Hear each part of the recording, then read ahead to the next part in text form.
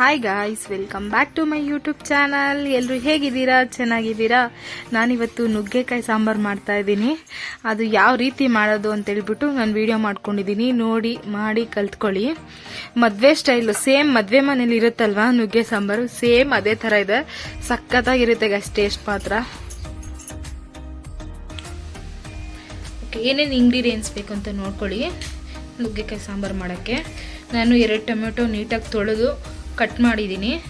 ಮತ್ತು ಹಸಿಮೆಣಸಿನ್ಕಾಯಿ, ಒಣಮೆಣಸಿನ್ಕಾಯಿ, ಕೊತ್ತಂಬರಿ ಸೊಪ್ಪು, ಬೆಳ್ಳುಳ್ಳಿ ಸಿಪ್ಪೆ ತೆಗೆದು ನೀಟಾಗಿ ಅದು ಜಜ್ಜಿದ್ದೀನಿ ನೋಡಿ ಹಿಂಗೆ. ಮತ್ತು ಕರಿಬೇವು ಸೊಪ್ಪು, 1 ಈರುಳ್ಳಿ ಸಣ್ಣದಾಗಿ ಕಟ್ ಮಾಡ್ಕೊಂಡಿದ್ದೀನಿ. ಮತ್ತು ಇದು ತೊಗರಿಬೇಳೆ 200 ಗ್ರಾಮು. ಇದನ್ನು ಒಂದು 4 ವಿಸಿಲ್ ಹಾಕ್ಸಿ ಇಟ್ಕೊಂಡಿದ್ದೀನಿ ಕುಕ್ಕರಲ್ಲಿ. ಮತ್ತು ಸ್ವಲ್ಪ ಚಿಕ್ಕದಾಗಿ ಹುಣಸೆಹಣ್ಣು, ನುಗ್ಗೆಕಾಯಿ ಕಟ್ ಮಾಡ್ಕೊಂಡು ಇಟ್ಕೊಂಡಿದ್ದೀನಿ ಒಂದು 4. ಮತ್ತು ಸಾಸಿವೆ, ಜೀರಿಗೆ ಒಗ್ಗರಣೆಗೆ, ಮತ್ತು ಅರಿಶಿಣ ಪುಡಿ, ಚಿಲ್ಲಿ ಪೌಡರ್, ಮತ್ತು ಉಪ್ಪು, ಎಣ್ಣೆ, ಒಗ್ಗರಣೆ ಹಾಕೋಬೇಕಾಗುತ್ತೆ. ಇಷ್ಟೇ ಇಂಗ್ರೀಡಿಯೆಂಟ್ಸ್ ಬೇಕು ನುಗ್ಗೆಕಾಯಿ ಸಾಂಬಾರು ಮಾಡೋಕ್ಕೆ. ಸೇಮ್ ಮದುವೆ ಮನೇಲಿ ಇರುತ್ತಲ್ವ ನುಗ್ಗೆಕಾಯಿ ಸಾಂಬಾರು, ಸೇಮ್ ಅದೇ ಟೇಸ್ಟೇ ಬರುತ್ತೆ. ಬನ್ನಿ ಅದಂತ ನೋಡೋಣ. ಗೈಸ್, ಎಣ್ಣೆ ಹಾಕೊಂಡಿದ್ದೀನಿ. ಎಣ್ಣೆ ಸ್ವಲ್ಪ ಬಿಸಿ ಆಗ್ತಿದ್ದಂಗೆ ಸಾಸಿವೆ ಹಾಕ್ತಾ ಇದ್ದೀನಿ. ಸ್ವಲ್ಪ ಜೀರಿಗೆ, ಸಾಸಿವೆ ಎಲ್ಲ ಚಿಟಪಟ ಅಂತ ಇದೆ ನೋಡಿ. ಇವಾಗ ಅದರಲ್ಲಿ ಸ್ವಲ್ಪ ಈರುಳ್ಳಿ ಹಾಕ್ತೀವಿ. ಹಚ್ಕೊಂಡಿರೋ ಈರುಳ್ಳಿ ಎಲ್ಲ ಹಾಕ್ಬೇಕು.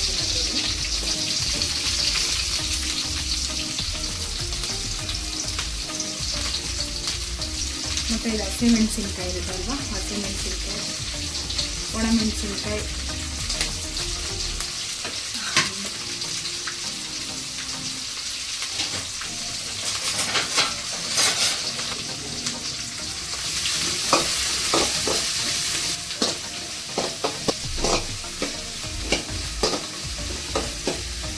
ಒಂದು ಸ್ವಲ್ಪ ಬಾಡಿದ್ಮೇಲೆ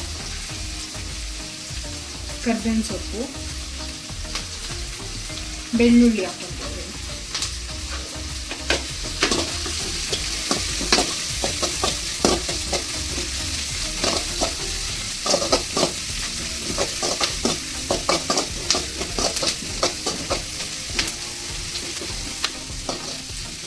ಒಂದು ಸ್ವಲ್ಪ ಈರುಳ್ಳಿ ನೀಟಾಗಿ ಬ್ರೌನ್ ಆಗಬೇಕು. ಅಂದರೆ ಬ್ರೌನ್ ಅಂದರೆ ಜಾಸ್ತಿ ಇಲ್ಲ, ಲೈಟಾಗಿ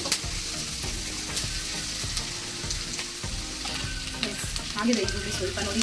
ಲೈಟಾಗಿ ಟೊಮೆಟೊ ಹಾಕ್ಬೋದು.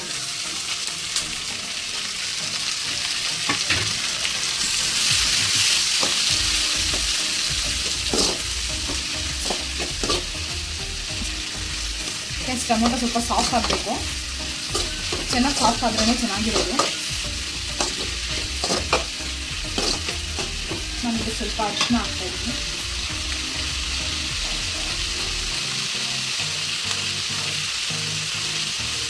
ಮತ್ತು ಚಿಲ್ಲಿ ಪೌಡರ್ ಸಹ ಹಾಕ್ತಾಯಿದ್ದೀನಿ.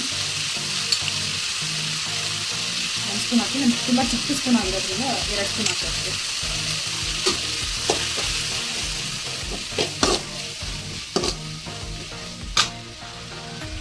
ಸ್ವಲ್ಪ ಸಾಲ್ಟ್ ಹಾಕ್ಕೊಳ್ತೀನಿ, ಬೇಗ ಟೊಮೆಟೊ ಮೆತ್ತಗಾಗುತ್ತೆ ಸಾಲ್ಟ್ ಹಾಕೋದ್ರಿಂದ.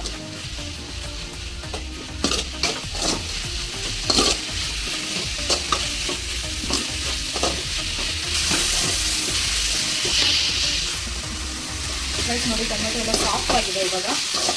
ಇವಾಗ ನಾವು ಬೇಳೆ ಚೆನ್ನಾಗಿ ಬೇಯಿಸ್ಕೊಂಡಿದ್ದೀವಲ್ಲ ಅದನ್ನು ಇದರಲ್ಲಿ ಮಿಕ್ಸ್ ಮಾಡೋಣ.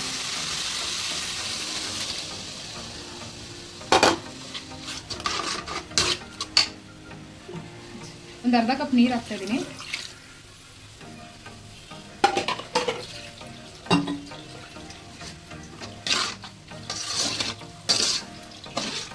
ಸಾಲ್ಟು ನೋಡಿಕೊಂಡು ಇನ್ನೂ ಸ್ವಲ್ಪ ಹಾಕ್ಕೊಳ್ಳಿ.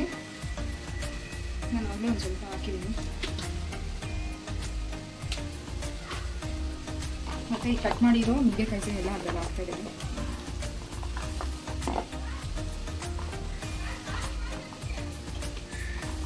ಒಂದು 5 ನಿಮಿಷ ಇದು ಕುದಿಯಕ್ಕೆ ಬಿಡೋಣ.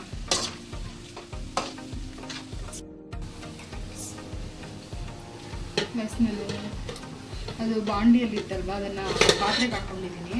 10 ನಿಮಿಷ ನೋಡಿ ಹೆಂಗಾಗಿದೆ, ಕುದೀತಾ ಇದೆ. ಇವಾಗ ಅದರಲ್ಲಿ ನಾನು ಹುಣಸೆಹಣ್ಣು ನೆನೆಸಿಟ್ಕೊಂಡಿದ್ನಲ್ಲ, ಅದು ರಸನ ಇದ್ರಲ್ಲಿ ಹಾಕ್ತಾಯಿದ್ದೀನಿ. ಬೇಕಂದರೆ ಸ್ವಲ್ಪ ಬೆಲ್ಲ ಹಾಕ್ಬೋದು, ನಾನು ಬೆಲ್ಲ ಹಾಕ್ತಾಯಿಲ್ಲ. ಮತ್ತು ಕಟ್ ಮಾಡಿಕೊಂಡ್ರೆ ಕೊತ್ತಂಬರಿ ಸೊಪ್ಪು ಹಾಕ್ತಾಯಿದ್ದೀನಿ. ಈಗ ನೀವೇನು ಗೊತ್ತಾ, ಸಾಲ್ಟು ಮತ್ತು ಖಾರ ನೋಡ್ಕೊಂಡು ಹಾಕ್ಕೊಳ್ಳಿ, ನಿಮ್ಗೆ ಎಷ್ಟು ಬೇಕೋ ಅಷ್ಟು ಹಾಕ್ಕೊಳ್ಳಿ.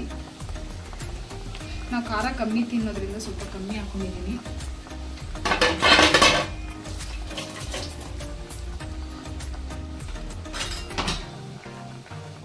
ಇದು ಅಷ್ಟೇ. ಈಗ ಇದು ಒಂದು 10 ನಿಮಿಷ ಕುದಿಯಕ್ಕೆ ಬಿಡೋಣ.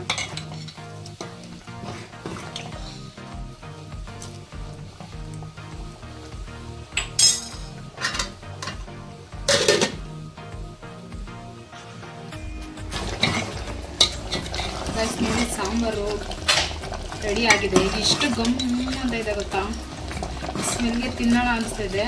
ಈ ಸಾಂಬಾರಿಗೆ ಸ್ವಲ್ಪ ಬಿಸಿ ಬಿಸಿ ಮುದ್ದೆ ಅನ್ನ ಹಾಕ್ಕೊಂಡು ತಿಂತಾ ಇದ್ರೆ ಸಖತ್ತಾಗಿರುತ್ತೆ ಗೈಸ್. ನೋಡಿ ಮಾಡಿ ತಿನ್ನಿ ನೋಡಿ.